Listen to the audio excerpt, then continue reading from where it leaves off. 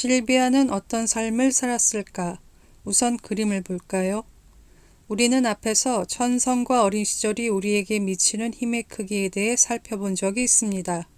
천성이 우리에게 미치는 힘은 큰 물줄기 A와 같고 어린 시절이 우리에게 미치는 힘은 중간 물줄기 B와 같다고 했죠.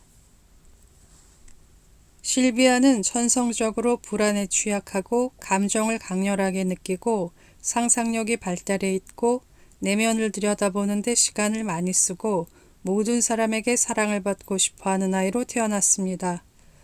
그리고 실비아는 어린 시절에 3번의 거절감을 느꼈습니다. 자신을 유난히 아껴주던 아버지를 잃었고 어머니의 사랑은 무조건 받는 것이 아니라 성취를 보여야 받을 수 있다고 느꼈고 친구들은 뒤에서 나를 비웃고 따돌릴 수 있는 존재라고 느꼈습니다. 그림을 볼까요? 실비아를 이해하고 싶을 때 가장 먼저 생각할 것은 실비아가 불안에 취약한 아이라는 겁니다. 불안에 취약하게 태어나 비의 상태에서 출발한 실비아는 자신을 유난히 아껴주던 아버지를 잃음으로써 비이의 상태로 추락했습니다. 실비아가 어머니 그리고 친구들에게서 받은 거절감은 실비아를 비이의 상태에서 더 밑으로 떨어뜨렸을 겁니다. 그에 더해 실비아의 어머니는 실생활에서도 실비아를 더 불안하게 만드는 면이 있었습니다. 실비아가 일기에서 묘사하는 어머니는 집을 잃게 될까봐 노심초사하는 어머니, 집을 잃지 않고 자식을 잘 키우기 위해 죽도록 일하는 어머니, 끝도 없이 잔소리를 늘어놓고 머리카락을 쭉 펴세우며 야단을 치고 마음에 안 드는 소리는 안 들으려고 귀를 막는 어머니였죠. 남편도 없이 집과 자식을 위해 죽도록 일하는 어머니의 이미지는 불안에 취약한 실비아에게 어머니의 고생을 헛되게 하지 않을 성취를 보여드려야 한다는 큰 부담으로 작용했을 법합니다. 실비아는 자신의 천성 A 위에서 어린 시절의 B의 일들을 겪었습니다. 어른이 된 실비아의 내면 풍경은 어떤 모습이었을까요? 그보다 먼저 실비아의 표면적 삶부터 정리해보죠.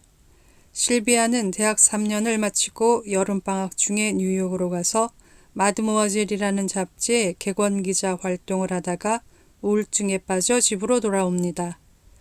그에 더해 하버드 대학의 서머스쿨 입학까지 거절당하자 더 심한 우울증에 빠지죠. 실비아는 수면제를 먹고 자살을 기도한 후 한동안 병원에서 요양합니다.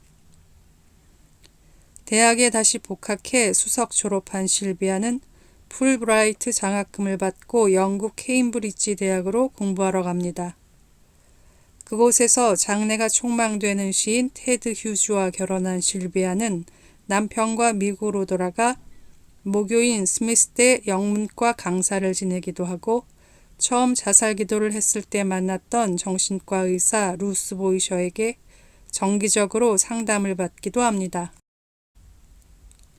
실비아는 남편과 다시 영국으로 이주해 딸과 아들을 낳습니다. 실비아는 첫 시집을 냈지만 좋은 반응을 얻지는 못합니다. 어느 날 실비아는 남편의 외도 사실을 알게 됩니다. 상대는 자신들의 아파트를 전세 얻은 부부 중 아내 쪽이었죠. 남편과의 갈등 끝에 결별한 실비아는 폭발적인 창작력을 보이며 글을 쓰는 한편 대학생 시절에 했던 자살기도 당시 이야기를 담은 소설 벨자를 필명으로 냅니다. 그 즈음 런던은 100년 만에 혹한 속에 있었고 생활고와 우울증에 시달리던 실비아는 결국 목숨을 끊습니다. 겉으로 드러난 실비아의 삶은 그랬습니다. 그렇다면 실비아 내면의 삶은 어땠을까요? 이제부터는 실비아의 내면에서 보이는 특징들을 키워드별로 알아보려고 합니다. 첫 번째 키워드는 존재 가치의 정당화입니다. 실비아는 불안에 취약하고 모두의 사랑을 받고 싶은 아이였습니다. 하지만 아버지, 어머니, 친구들에게 거절감을 느꼈죠. 실비아는 아무에게도 있는 그대로 받아들여지지 않는 자신의 존재 가치에 대해 불안을 느꼈습니다. 그리고 자신의 존재 가치를 정당화하고 싶었죠. 자신의 존재 가치를 정당화하고 싶은 욕구, 그건 실비아뿐 아니라 불안에 취약한 아이들의 전기를 읽다 보면 자주 보게 되는 모습입니다. 그리고 정당화의 욕구는 성취욕이 되어 전기 속의 인물들이 큰 성취를 거두는데 주요한 원동력이 되죠. 내가 이 세상에 존재할 가치가 있는 사람인가 하는 의문은 그 사람을 필사적으로 만든다고 할까요? 실비아가 어릴 때 자신의 존재 가치를 정당화하는 데 쓴 도구는 공부였습니다. 실비아는 어머니의 사랑을 간절히 원했는데 성취를 거두어야 어머니의 사랑을 받을 수 있다는 인상을 강하게 받았으니까요. 실비아가 자라서 자신의 존재 가치를 정당화하는 도구로 선택한 것은 글쓰기였습니다. 글을 통해 인정받으면 어머니의 사랑도 받을 수 있고 세상 사람들의 사랑도 받을 수 있을 것이라고 느꼈죠. 실비아는 자신의 존재 가치를 인정받기 위해 글을 쓴 것이기 때문에 실비아가 쓴 글이 인정을 받느냐 못 받느냐는 실비아가 이 세상에 존재할 가치가 있느냐 없느냐, 사랑받을 가치가 있느냐 없느냐를 좌우하는 문제가 됩니다. 때문에 글이 잘 안 써지거나 응모한 글이 반송되는 것 같은 일들은 실비아의 안정성을 격렬히 뒤흔드는 일이 되죠.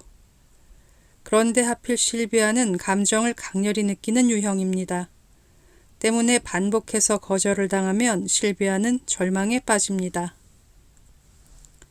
모든 것, 특히 자신을 혐오스럽게 느끼게 됩니다. 불면증에 시달리고 글을 쓰는데 공포를 느끼게 됩니다.